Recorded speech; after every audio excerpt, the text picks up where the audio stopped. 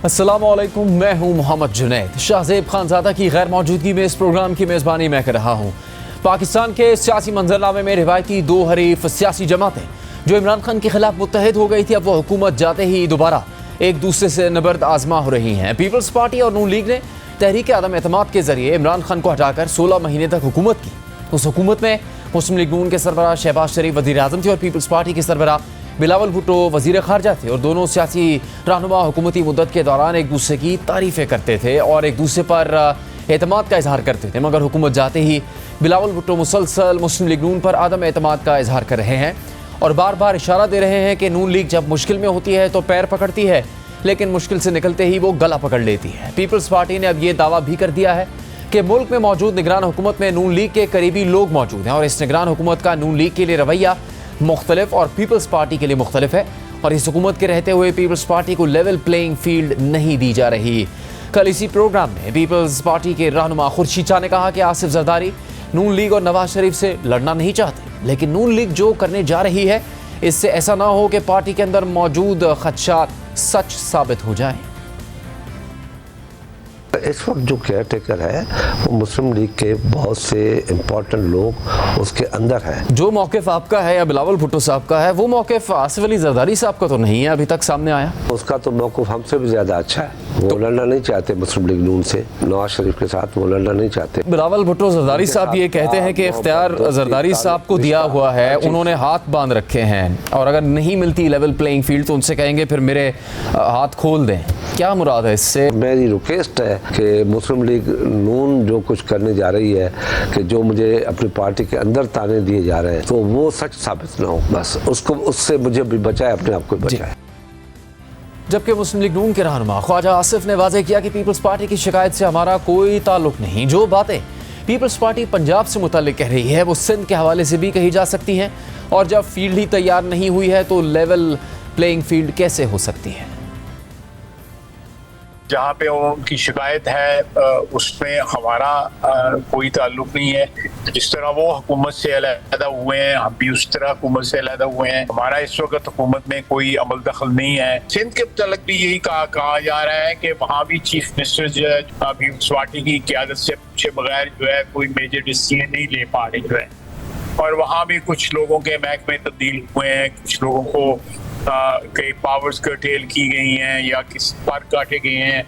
तो वो भी पीपल्स पार्टी की ख्वाहिश पे जो कुछ हुआ है, ये मैं समझता हूँ कि what they are saying about Punjab the same can be said about Sindh also. Level playing field तो अभी फील्ड तैयार ही नहीं हुई तो लेवल किस तरह होगा? इन बयानात से सवालात उठ रहे हैं कि आइंदा इंतखाबात से पहले ही दोनों सियासी जमातें जो इमरान खान के खिलाफ मुत्तहिद हो गई थी, क्या अब वो एक दूसरे के आमने सामने आ सकती हैं?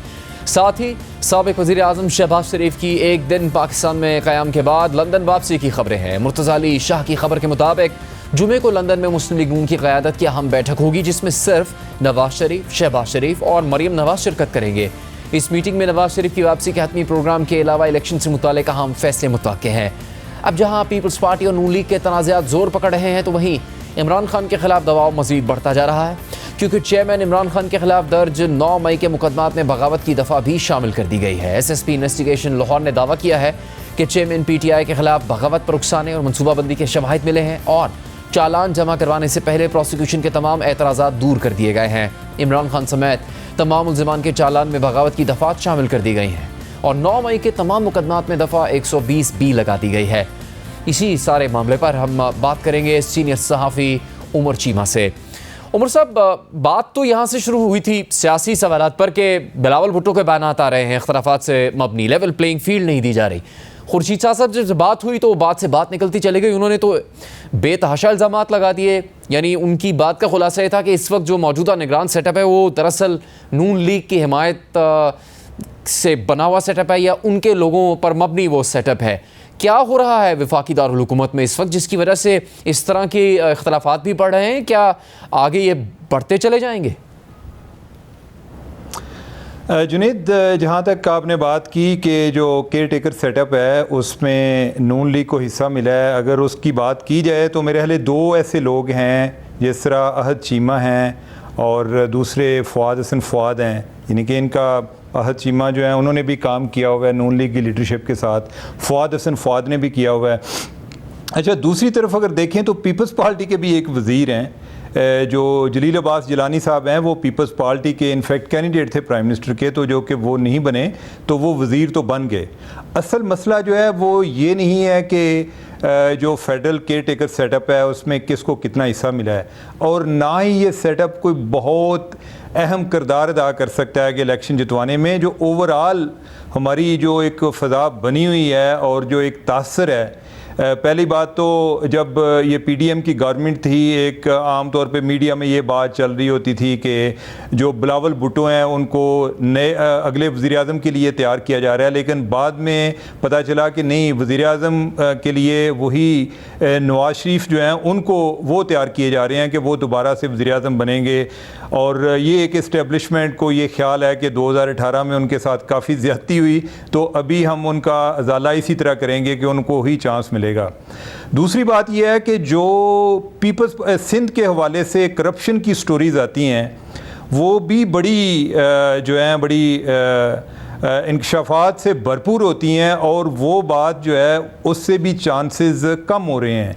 और ये जो लेवल प्लेइंग फील्ड के हवाले से है वो पीपल्स पार्टी को इधर मरकज़ से ज़्यादा उन्हें इस टाइम सिंध की फ़िक्र पड़ी हुई है, क्योंकि कोई मनसूबाबंदी ऐसी भी हो रही है कि जिसमें जो पीपल्स पार्टी के ख़िलाफ़ जमातें हैं, जिस तरह MQM है या GDA है या JUIF है मौलाना फजलुर रहमान की, और PMLN मिलके कोई ये मिलकर कोई इलेक्शन लड़ेंगे या इनकी कोई सीट एडजस्टमेंट होगी। और अगर वो हुकूमत बनाने में कामयाब नहीं भी होते तो एटलीस्ट वो एक स्ट्रॉन्ग अपोजिशन के तौर पे इमर्ज होंगे कि पीपल्स पार्टी फिर उधर सिंध में ही उलझी रहेगी, उसको मरकज़ की भी फ़िक्र नहीं होगी। अभी भी अगर आप देखें तो जो जरदारी साहब हैं वो लाहौर में हैं, या बिलावल जो हैं वो भी उधर हैं, तो एक कोशिश ये भी की जा रही है कि जो मरीम नवाज़ ने पिछले दिनों एक ऐलान किया था कि वो सिंध का दौरा करेंगी, तो वो दौरा इसी सिलसिले में है जिस मनसूबाबंदी का मैंने पहले आपसे जिक्र किया है कि उधर कैंपेन चलाई जाए, क्योंकि जिस तरह के सिंध में हालात हैं को लोग उधर भी को बहुत ज़्यादा खुश नहीं हैं। तो वो ये चाह रहे हैं कि चलें, और नहीं तो कम अज़ कम सिंध तो हमें बच जाए, उधर जो अगर लेवल प्लेइंग फील्ड दूसरों को ना मिल जाए कि जो बाकी जिस अलायंस का मैं जो आगे बनता हुआ अलायंस नज़र आ रहा है उसका मैंने जिक्र किया है। एक तो वो चीज़ें हैं जो ये पीपल्स पार्टी के लिए मुश्किलात पैदा ना हो। एक तो वो मामलात हैं जो सामने हैं, आप भी उसमें से कुछ चीज़ों का जिक्र कर रहे हैं। कुछ पसे पर्दा ऐसे कोई फैसले किए गए हैं पिछले चंद हफ्तों में जिसकी वजह से पीपल्स पार्टी की बेचैनी या बेयकीनी बढ़ रही है और इसी वजह से उनके एतराज़ात सामने आना शुरू हो गए? एक बात, और ये खबर जिसका हमने अभी जिक्र भी किया, जियो न्यूज़ के नुमाइंदे लंदन में मुर्तज़ा अली शाह के हवाले से खबर है कि नवाज शरीफ के लिए एक अहम पैगाम शहबाज शरीफ के पास है, इसीलिए अब वो दोबारा फ़ौरन लंदन जाएंगे। देखें, जो पहला आपने जिक्र किया, आपके नॉलेज में होगा कि जो पहले इनके लोग पीपल्स पार्टी या पीपल्स पार्टी के लोग या उनके जो करीबी रुफ़का हैं उनको जो नो फ्लाई लिस्ट पे डाला गया, और जिस तरीके से उधर अपॉइंटमेंट्स हुई, मैं आपको ये बता सकता हूँ कि जब चीफ़ सेक्रेटरी की अपॉइंटमेंट हुई तो इस मामले में मुराद अली शाह की जो केयर टेकर प्राइम मिनिस्टर हैं इनके साथ तलही भी हुई है इस मामले पर, यानी कि उन्होंने एहतजाज किया कि आप हमारे बंदों को हटा के या दूसरे लगा रहे हैं या हमारी मर्ज़ी के नहीं लगा रहे। इसी तरह जो IG हैं सिंध के राजा रिफत, वो भी बड़े निडर किस्म के, बड़े सख्त किस्म के ऑफिसर हैं। अगर आपको याद हो तो एक दफ़ा उन्होंने साकिब अंसार की कोर्ट में उनको डेयर किया था, चैलेंज किया था। साकिब अंसार ने उनको थ्रेट भी किया था, उन्होंने कहा जी आप मेरा यूनिफॉर्म उतार दें, लेकिन मैं जो बात कर रहा हूँ आप मेरे पे गलत इल्ज़ाम लगा रहे हैं। तो वो इस तरह के ऑफिसर हैं। तो एक तो इनको ये चैलेंज आ रहा है, लेकिन एट द सेम टाइम वो चैलेंज को किसी हद तक न्यूट्रल भी करते हैं। आपके नॉलेज में होगा कि जो यूनुस डागा हैं उनसे पिछले दिनों फाइनेंस का चार्ज वापस ले लिया गया, और वजह क्या थी कि उन्होंने कुछ अकाउंट्स ऑफिसर चेंज किए थे जिसकी वजह से इतना रिएक्शन आया। और जब यूनुस डागा जो हैं उन्होंने कुछ लोगों से बात की जी कि मुझे क्या करना चाहिए, अगर कोई इसी तरह का मामला है तो मुझे फिर ना लगाते। उन्होंने कहा जी आप जो वज़ीर आला हैं उनसे बात करें। वो जो मकबूल बाकर साहब के पास गए तो उन्होंने कहा कि मैंने सोचा कि मैं ये चार्ज अपने पास ही क्यों ना रख लूँ, हालांकि मकबूल बाकर साहब जो हैं उनका फाइनेंस का कोई ऐसा एक्सपीरियंस नहीं है। तो उन्होंने कहा यूनुस डागा ने कि अगर यही करना था तो फिर मुझे ये चार्ज आज देने की क्या ज़रूरत थी? ये तो मेरे लिए एक एम्बेरसमेंट भी है और ओवरऑल ये एक गलत मैसेज है। हालांकि इतनी ज़्यादा उधर सिंध में कोई खौफ व खरास फैल गया था, ये मुख्तलिफ इस तरह के जो धंधों में इन्वॉल्व लोग हैं, बल्कि एक को म्यूनसिपल कमेटी के नौशहर फ्रेज में किसी एक सीनियर ओहदेदार ने इसलिए रिज़ाइन कर दिया कि उसे ये डर था जी कि पिछले जो 3-4 माह में जो अखराजात हुए हैं मुझे तो पता ही नहीं है कि वो किस तरह हुए हैं, किसने अथोराइज़ किया है, तो मैं भी काबू आ जाऊँगा। तो वो जो परेशानी थी वो यूनुस डागा के जाने के बाद वो फिर से एक जो है वो कम होना शुरू हो गई। एक तो ये अभी चीज़ें उधर चल रही हैं, अभी बड़ी बम्पी किस्म की राइड है कि वो पता नहीं चल रहा कि जो सिंध में या कराची में जिसको निज़ाम का नाम देते हैं, सिस्टम का नाम देते हैं, जिससे मतलब ये है कि जो आसिफ जरदारी साहब या उनके करीबी रुफ़का ने जो लोग मुख्तलिफ जगहों पर लगाए हैं उनको इधर उधर रीशफल करने से या हटाने से उनका सिस्टम जो है वो किस हद तक मुतासर होगा। एक तो ये चैलेंज, दूसरा जो सियासी चैलेंज मैंने आपको बताया कि उधर सिंध में जो अलायंस क्रिएट किया जा रहा है, एक ये चीज़ है। बाकी जो आपने उधर का जिक्र किया लंदन में मीटिंग का, तो उसमें मेरा ख्याल है कि एक तो जो मियां नवाज शरीफ है उसकी वापसी के हवाले से को प्लानिंग होगी, दूसरा जो उनकी सिंध की क़यादत है उसकी तरफ से ये दबाव बहुत ज़्यादा बढ़ रहा है कि मरियम को उधर सिंध में विज़िट कराएं ताकि लोगों में एक ये तासर फैले कि नवाज शरीफ जो हैं वो इधर अब वो वाली सूरत हाल नहीं है जो एक मसालियत वाली पॉलिसी है उसके तहत ये फील्ड जो है वो पीपल्स पार्टी के लिए ही खुला नहीं छोड़ेंगे, बाकी लोग जो हैं वो भी इलेक्शन लड़ने जा रहे हैं। तो मेरे ख्याल इन इश्यूज़ की वजह से एक काफ़ी एक परेशानी चल रही है पीपल्स पार्टी की क़यादत में। जहाँ तक उमर चीमा बात कर रहे थे, बहुत से ऐसे मामलात से पर्दा उठ रहा है जिनके बारे में खुलकर बात नहीं की जा रही सियासी जमातों की जानिब से और पीपल्स पार्टी के एतराज़ात में भी, लेकिन उनकी हकीकत सामने आ रही है। इसी बारे में हम बात करेंगे सीनियर तजज़ियाकार मुनीफ फारूक से। मुनीफ साहब, शुक्रिया आपके वक्त का। बात जिस दिन ये की गई और ख़बर आई जब इजलास हो रहा था पीपल्स पार्टी का कि मुस्लिम लीग नून बुरा वक्त हो तो पैर पकड़ लेती है और अच्छा वक्त हो तो या बुरा वक्त गुजर जाए तो फिर गला पकड़ लेती है, तो ये इख्तलाफात संगीन होते चले जा रहे हैं। इसकी बहुत ही वजूहत तो अब सामने आई हैं, लेकिन क्या ये सिर्फ इस वजह से है कि इंतखाबी दंगल आना है, इलेक्शन की तारीख का ऐलान होना है, इस सब की ये वजह है या इससे कुछ बहुत ज़्यादा बड़ा हो रहा है? बहुत शुक्रिया जुनैद साहब। देखिए, मेरे ख्याल में ये एक बड़ा सिंपलिस्टिक व्यू होगा जो हम आमतौर पर लेते हैं कि क्योंकि इंतखाबात करीब आ रहे हैं लिहाजा टेम्परेचर बढ़ाया जा रहा है। बेसिकली ऐसा नहीं है। असल में मसला ये है कि पाकिस्तान पीपल्स पार्टी को ये एहसास शिद्दत से हो रहा है कि पहले 14 महीने की डिस्पेंसेशन तो ठीक थी, लेकिन उनको ये लगता था कि आइंदा आने वाले इंतखाबात में भी जो भी हुकूमती एक शक्ल बनेगी उसके अंदर बिलावल भुट्टो जरदारी साहब एक स्ट्रॉन्ग कंटेंडर के तौर पर सामने आएंगे वज़ीर आज़म के ओहदे के लिए। और पीपल्स पार्टी को ये महसूस भी हो रहा था कि बिलावल भुट्टो जरदारी साहब ने अपना स्टेचर उनका ऑलरेडी था, उन्होंने दुनिया को भी बता दिया बहैसियत वज़ीर ख़ारजा, तो ही इज़ ऑल सेट। लेकिन जो कुछ ज़मीनी हकायक यहाँ मौजूद हैं जिनका इदराक पीपल्स पार्टी को हो रहा है, उनमें बेसिकली ये लग रहा है पीपल्स पार्टी को कि इस वक्त एस्टेब्लिशमेंट की नुमाइंदा जमात या एस्टेब्लिशमेंट की फेवरेट जमात पाकिस्तान मुस्लिम लीग नून है, और मुस्लिम लीग नून को अब कुर्बत हासिल है मुख्तदर हलकों की, और अगला इंतखाबात मुस्लिम लीग नून जैसे तैसे भी करके उसमें इक़्तिदार हासिल करेगी और अपना वज़ीर आज़म भी ले आएगी। यहाँ तक तो चले शायद काबिल बर्दाश्त हो पाकिस्तान पीपल्स पार्टी के लिए, लेकिन कुछ मामलात ऐसे हैं जिससे पाकिस्तान पीपल्स पार्टी खुद हैरत में मुब्तला है। यानी इस वक्त निगरान हुकूमत है, लेकिन एहतसाब का अमल शुरू हो गया है। बहुत से लोग पाकिस्तान पीपल्स पार्टी के नो फ्लाई लिस्ट के ऊपर चले गए हैं। सिंध बिल्डिंग कंट्रोल अथॉरिटी के लोगों को गिरफ्तार किया जा रहा है। इस तरह से और बहुत सी चीजें ऐसी हैं जिनका ताल्लुक पाकिस्तान पीपल्स पार्टी किसी बड़ी साजिश से या किसी बड़ी कॉन्स्पिरेसी से जोड़ रही है। और पीपल्स पार्टी की क़यादत को भी ये लगता है कि ये सब कुछ दिखावे के लिए नहीं है, असल में ये सब कुछ पाकिस्तान पीपल्स पार्टी को फर्दर मार्जिनलाइज करने के लिए किया जा रहा है।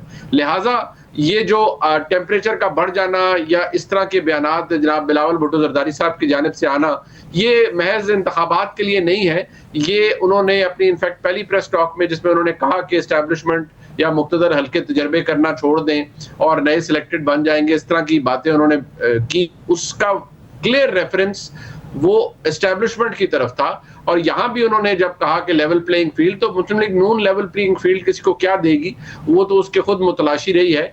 असल में लेवल प्लेइंग फील्ड वो एस्टेब्लिशमेंट से मांग रहे हैं, और मेन झगड़ा भी अब यही है कि इक़्तिदार की बंदर बांट का। और पाकिस्तान पीपल्स पार्टी को ये लग रहा है कि उनके हाथ फिलहाल कुछ नहीं आता नजर आ रहा। तो मुनीफ साहब, जब पीपल्स पार्टी की तरफ से ये भी कहा गया कि अगर नवाज शरीफ मुल्क में मौजूद होते तो इस तरह के रवैये के बरक्स होती सूरत हाल, यानी जो मौजूदा क़यादत है शहबाज शरीफ साहब और उनकी टीम, उनसे उन्हें शिकायत ज़्यादा थी।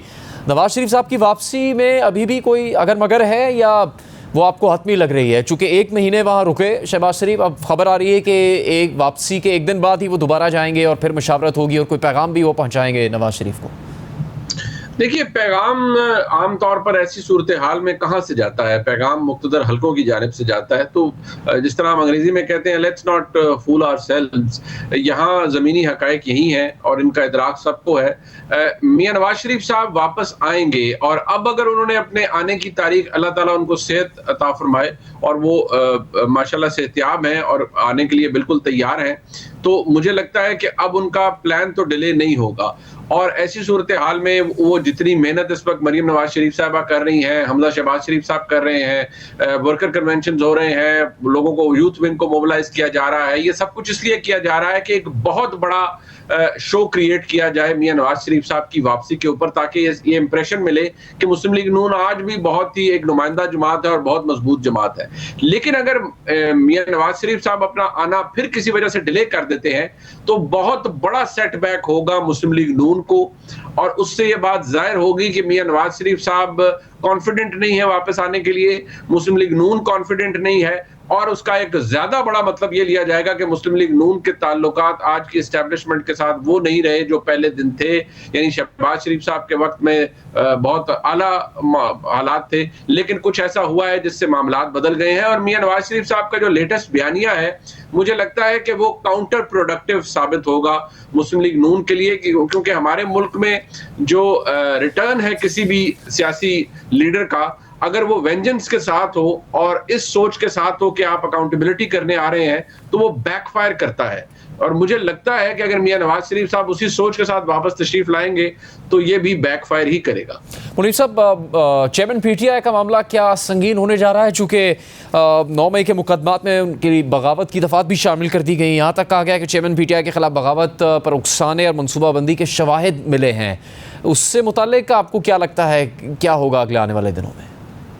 देखिए जुनैद साहब, मेरे ख्याल में तो वैसे मैं ये बगावत के मुकदमे या कॉन्स्पिरेसी या incitement to wage war against the state और इस टाइप के कवानीन के कॉलोनियल एरा के कवानीन है, मैं इनको बड़ा रेग्रेसिव समझता हूँ।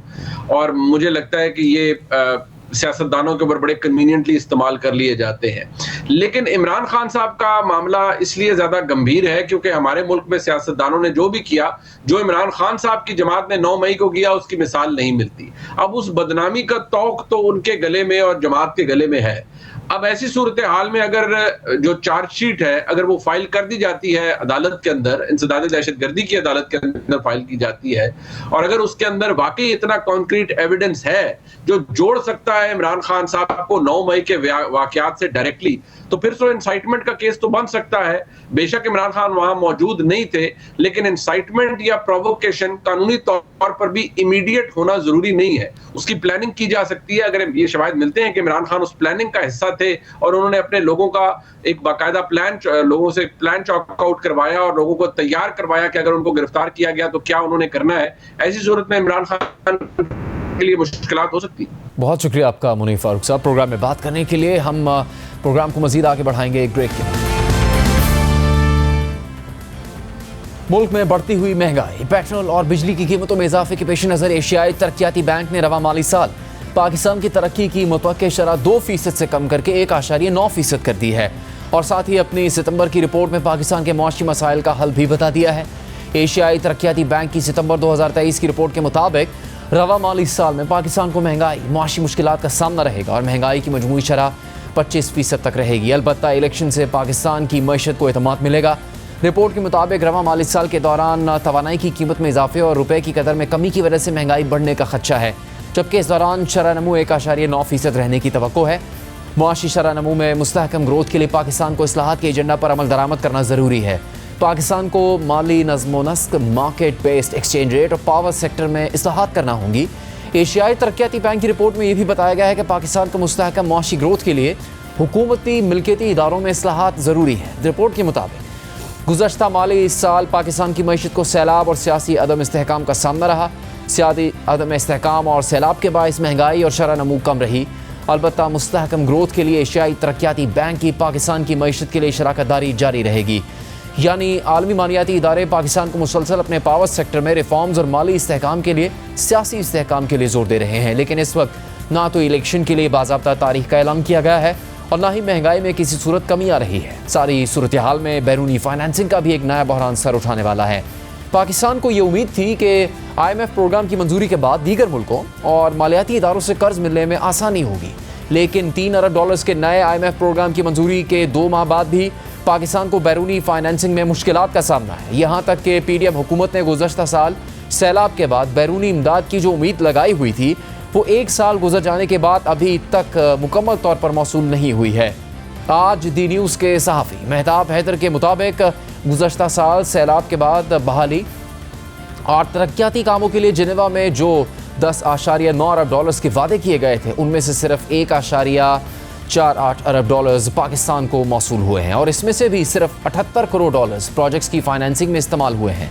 जबकि दूसरी जानिब आज शहबाज राना की खबर के मुताबिक पाकिस्तान के बैरूनी फाइनेंसिंग प्लान में से तकरीबन $4.5 अरब ना मिलने का खदशा है, जबकि कर्जों के अखराजात का तखमीना कम लगाने की वजह से बजट में मजीद 1000 अरब रुपए का इजाफा हो सकता है। ये सूरत हाल IMF प्रोग्राम के तहत नवंबर में होने वाले पहले जायजे के दौरान संगीन मसला बन सकती है। वज़ारत ख़जाना के ज़राए ने बताया कि तकरीबन $4.5 अरब का फाइनेंसिंग गैप और रवा माली साल के लिए सूद की अदायगी के लिए तकरीबन 1000 अरब रुपए कम मुख्तस करना गैर हकीकी बजट तखमीने का नतीजा है।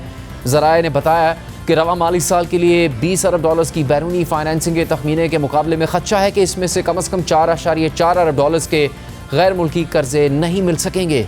ये मामला वज़ारत ख़जाना में आला सतह पर उठाया गया और उसके बाद इक़्तिसादी उमूर डिवीज़न और फाइनेंस डिवीज़न के दरमियान इजलासों का सिलसिला शुरू हो गया ताकि इस फाइनेंसिंग गैप को पुर किया जा सके। जबकि इस दौरान वफाकी बजट और सालाना एक्सटर्नल फाइनेंसिंग प्लान अपनी मंजूरी के 3 माह के अंदर ही गैर हकीकी हो गया है। खबर के मुताबिक ज़राए ने बताया कि वज़ारत ख़जाना इस नतीजे पर पहुंची है कि पाकिस्तान की कमज़ोर क्रेडिट रेटिंग और आलमी सतह पर ज़्यादा शरह सूद के माहौल में पाकिस्तान को चीन के अलावा दीगर तिजारती ज़राए से तकरीबन $3 अरब के कर्जे नहीं मिल सकेंगे। अलबत्ता वज़ारत ख़जाना भी $1 अरब की चीनी कमर्शियल फाइनेंसिंग और दीगर ज़राए से तकरीबन $60 करोड़ हासिल करने के लिए पुरुमीद है। खबर के मुताबिक IMF प्रोग्राम के तहत अभी तक कर्जे मिलना शुरू नहीं हुए। हालांकि हुकूमत को उम्मीद थी कि IMF के कर्ज की मंजूरी के फ़ौरन बाद दीगर ज़राए से भी पाकिस्तान को कर्ज मिलने का सिलसिला शुरू हो जाएगा। जबकि इस खबर पर रद्द-ए-अमल देते हुए वज़ारत ख़जाना ने जवाब दिया कि इस खबर में पाकिस्तान की बैरूनी फाइनेंसिंग की ज़रूरियात और सूद की अदायगियों को गलत तौर पर बयान किया गया है। ये खबर महदूद मालूमात पर मबनी है। इसी हवाले से हम बात करेंगे। हमारे साथ शहबाज राना और मेहताब हैदर दोनों मौजूद हैं। शहबाज साहब, आपकी खबर के बाद कई घंटों तक तो बात का जवाब नहीं आया था, लेकिन अब ये कहा जा रहा है कि मिसरिप्रेजेंट करती है पाकिस्तान की एक्सटर्नल फाइनेंसिंग की रिक्वायरमेंट को। क्या इसके अलावा भी कोई तफसील जारी की गई जिससे ये साबित हो सके कि जिस चीज़ की तरफ आप निशानदेही कर रहे हैं वो दुरुस्त नहीं है और हकीकत कुछ और है? जी बिस्मिल्लाहिर्रहमानिर्रहीम। देखिए, जिस तरीके से आज स्टोरी के ओवरऑल उसके ऊपर एक रिएक्शन आया मार्केट से और बाकी जगहों से, और जो हुकूमत का जो बजट था वो जिस तरीके से एक्सपोज हुआ, और हमने नहीं किया, हुकूमत की अपनी जो वर्किंग है इंटरनल, वो सारी चीज़ें ये रिफ्लेक्ट कर रही हैं। तो रात के वक्त इस तरह का जो एक स्टेटमेंट का आना मिनिस्ट्री ऑफ फाइनेंस से, ये कोई इतनी मेरे लिए फ्रैंकली स्पीकिंग कोई इतनी हैरानगी की बात नहीं थी। आई वाज एक्सपेक्टिंग ये थोड़ा सा अर्ली रिस्पॉन्स इसका दे देंगे, बट बड़ा एक वीक रिस्पॉन्स आया। I am not saying just because it was my story. इन्होंने फैक्ट्स के ऊपर जो हमने हाईलाइट किया और जो इनके अपने नंबर्स हैं, मेरे नहीं है, उसके ऊपर वजारत ख़जाना ने ऐसा कोई बात नहीं की। वो ये कह रहे हैं कि हमने ये तो एक्सटर्नल फाइनेंसिंग प्लान जो है ये IMF के साथ तो शेयर किया हुआ था। तो मैंने ये कब कहा कि आपने शेयर नहीं किया हुआ था? मेरा पॉइंट ये था कि आपने वो जो रफली $20 अरब का आपका प्लान था, आपके अपने जो इंटरनल आपकी जो डिस्कशन है उसमें ये बात सामने है कि तकरीबन $4.4 अरब उसमें से नहीं हासिल हो सकेगा बिकॉज ऑफ दी वेरियस जो सर्कमस्टांसेज अभी जो प्रिवेल कर रहे हैं पाकिस्तान में और दुनिया में, तो उस चीज़ के ऊपर तो वजारत ख़जाना ने बिल्कुल कोई कमेंट नहीं किया। और दूसरा जो एक इसके अंदर इशू था, और जो मैंने उस वक्त बजट में भी, बजट के जब नंबर्स रिपोर्ट हो रहे थे बजट आने से पहले, और मैंने उस वक्त भी ये हाईलाइट किया था कि वजारत ख़जाना के अंदर एक डिस्कशन चल रही है कि जो एक्चुअल जो नंबर है डेट सर्विसिंग का वो कितना दिखाया जाए बजट डॉक्यूमेंट्स में। इन्होंने 7.3 ट्रिलियन रुपीस दिखाया था, हमने उस वक्त भी लिखा था कि 7.3 से 7.6 ट्रिलियन की बात हो रही है और ये नंबर ये अंडरस्टेटेड होगा, और वही हुआ। खुद अब इनके अपने नंबर्स अब सामने जो इंटरनली आ रहे हैं, वो जो नंबर 7.3 ट्रिलियन कर्जों के ऊपर सिर्फ सूद की अदायगी का था, वो इन्होंने 18% शरह सूद के ऊपर लिया था, आज 22% शरह सूद। और IMF की जो अपनी रिपोर्ट आई हुई है जुलाई की, तो उसके अंदर इसका ये नंबर 8.6 ट्रिलियन रुपी है, which is a major increase compare to जो इन्होंने 7.3 ट्रिलियन रखा है। 1300 अरब रुपए ज़्यादा की बात IMF खुद कर रहा है। मेहताब साहब, कहा 10 अरब डॉलर से भी ज़्यादा के वादे किए गए और 1.5 अरब डॉलर से भी कम पैसे मिले, इसकी कितनी तवक्को है इस वक्त? और PDM हुकूमत जाने के बाद क्या अब भी कोशिशें हो रही हैं, यानी इसको फॉलो अप किया जा रहा है और ये उम्मीद रखी जा रही है कि जो वादे किए गए थे उनमें से रकम और मिलेगी पाकिस्तान को? देखिए, बुनियादी तौर पर ये जब बजट मेकिंग का प्रोसेस हो रहा था तो तवक्को यही थी कि ये जो जिनीवा प्लेजेस हैं इनमें से अमाउंट हम डिसबर्स करवाने में कामयाब हो जाएंगे, लेकिन weak institutions, lack of coordination, executing agencies की तरफ से पूरी तरह से अपना होमवर्क और जो स्पेड वर्क है वो ना होना, ये सारी वो वजूहात हैं कि जिसकी वजह से अगर आप प्रोजेक्ट फाइनेंसिंग, चूँकि प्रोजेक्ट फाइनेंसिंग में आप डिलीवर करेंगे वो इंफ्रास्ट्रक्चर के प्रोजेक्ट्स पे, तो उसके बाद ही वो डिसबर्समेंट होगी।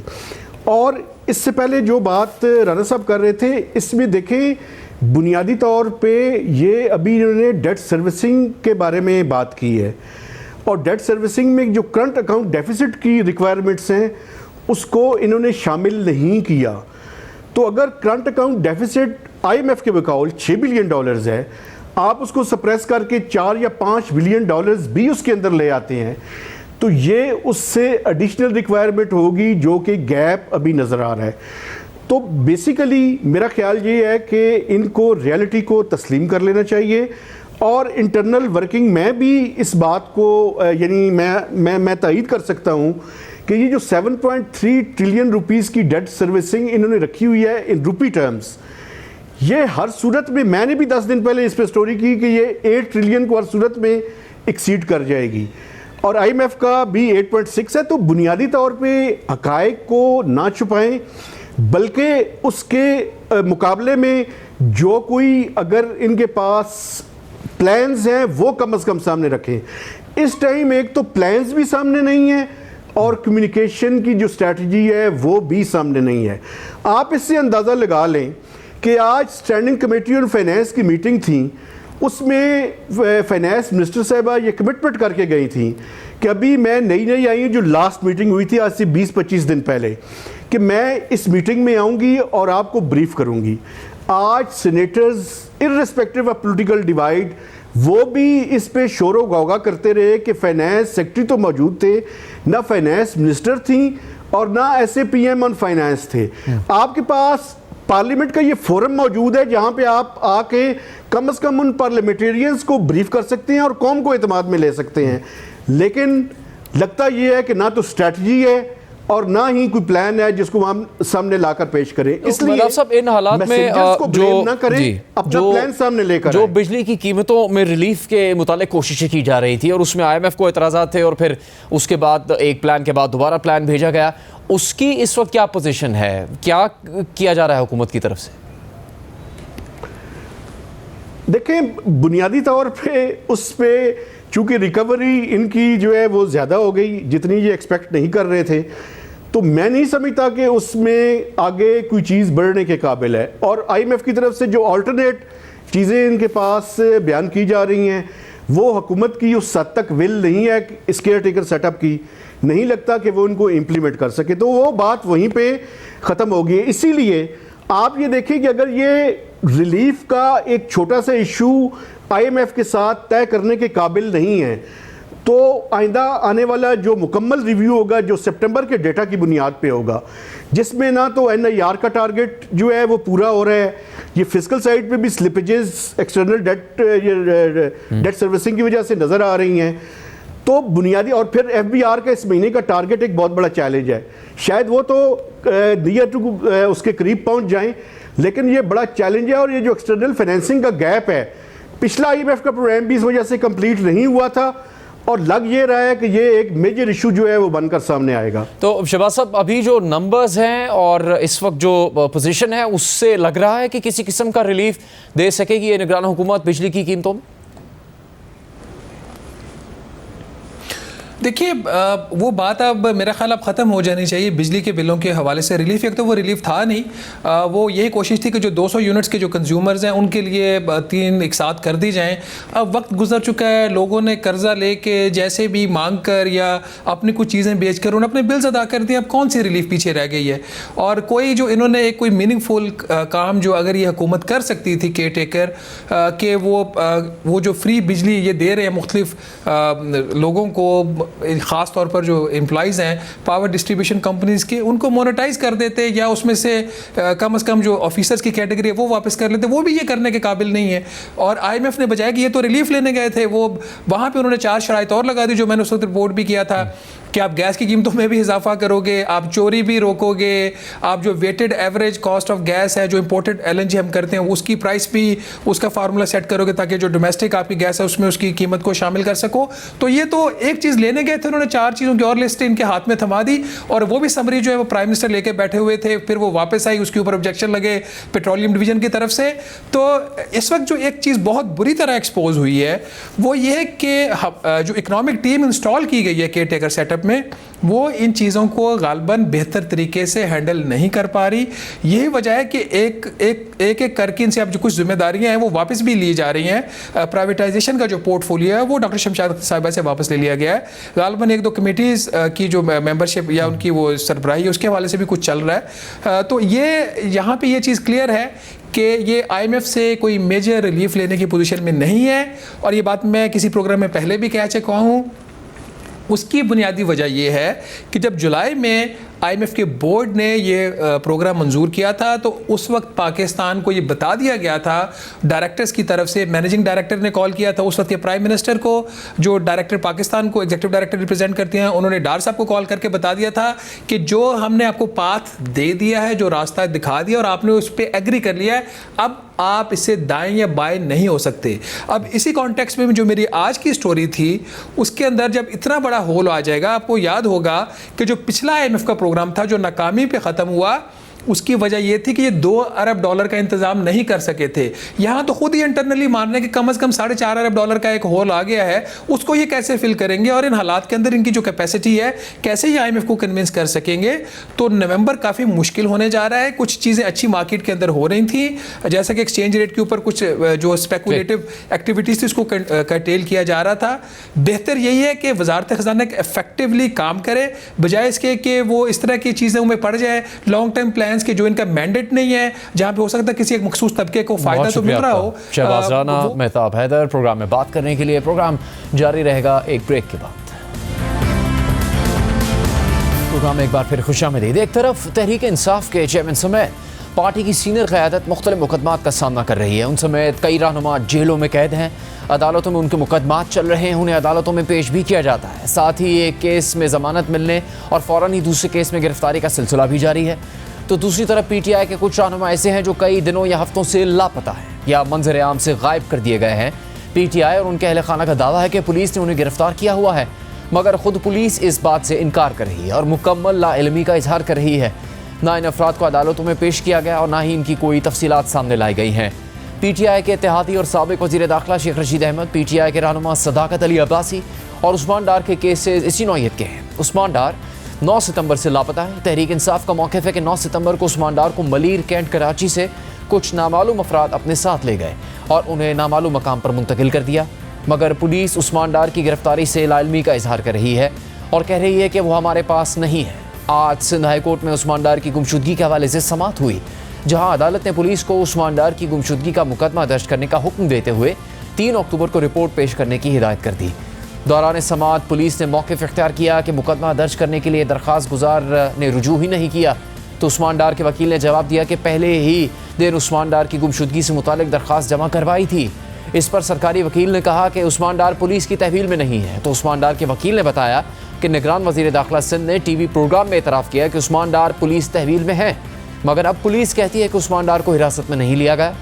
समाअत के बाद अदालत ने पुलिस को उस्मान डार की गुमशुदगी का मुकदमा दर्ज करके 3 अक्टूबर तक रिपोर्ट पेश करने का हुक्म दे दिया। सिर्फ यही नहीं, साबिक वज़ीर दाखिला शेख रशीद अहमद कुछ अरसे से रूपोश थे और सिर्फ सोशल मीडिया पर बयान जारी कर रहे थे, मगर गुज़श्ता एतवार से वो भी लापता है। शेख रशीद के वकील और भतीजे का कहना है कि एतवार को पुलिस और सादा कपड़ों में मलबूस अफराद शेख रशीद को रावलपिंडी में उनकी रिहाइशगाह से गिरफ्तार करके ले गए थे, लेकिन रावलपिंडी पुलिस ने शेख रशीद की गिरफ्तारी की तरदीद कर दी। कल ही शेख रशीद के अकाउंट से पंजाब और इस्लामाबाद पुलिस की 2 रिपोर्ट शेयर की गई थी और बताया गया था कि वो किसी मुकदमे में मतलूब नहीं है।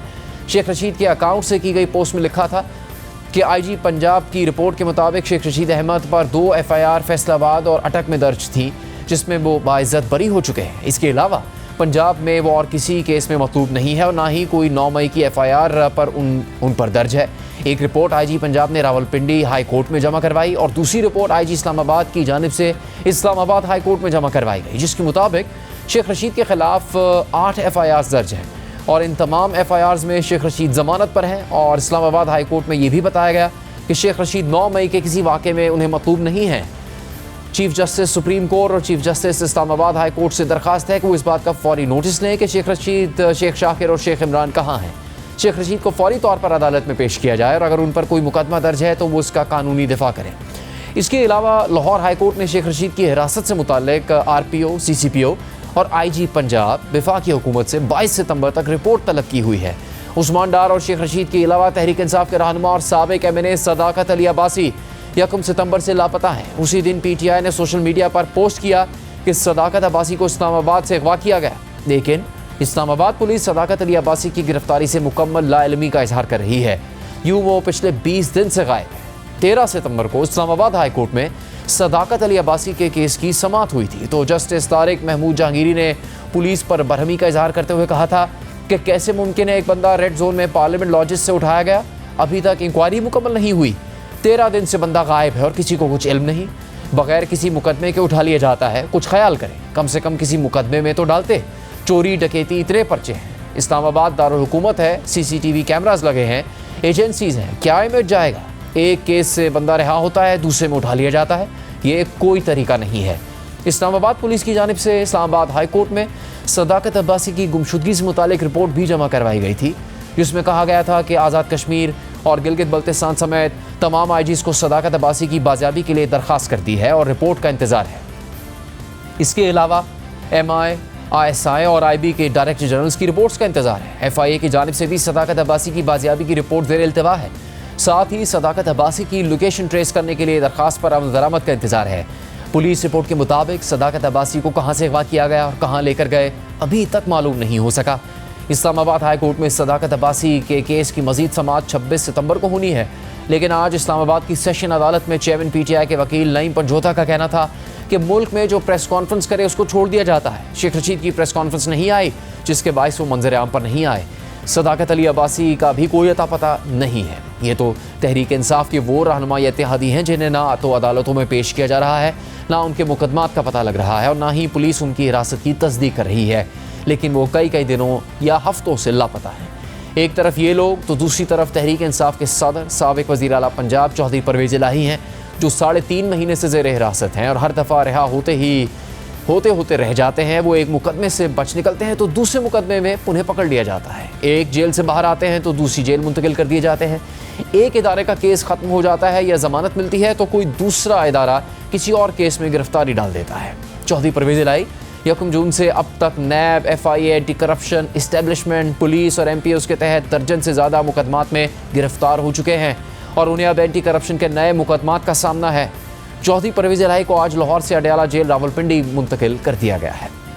प्रोग्राम का वक्त ख़त्म होता है, इजाज़त दीजिए।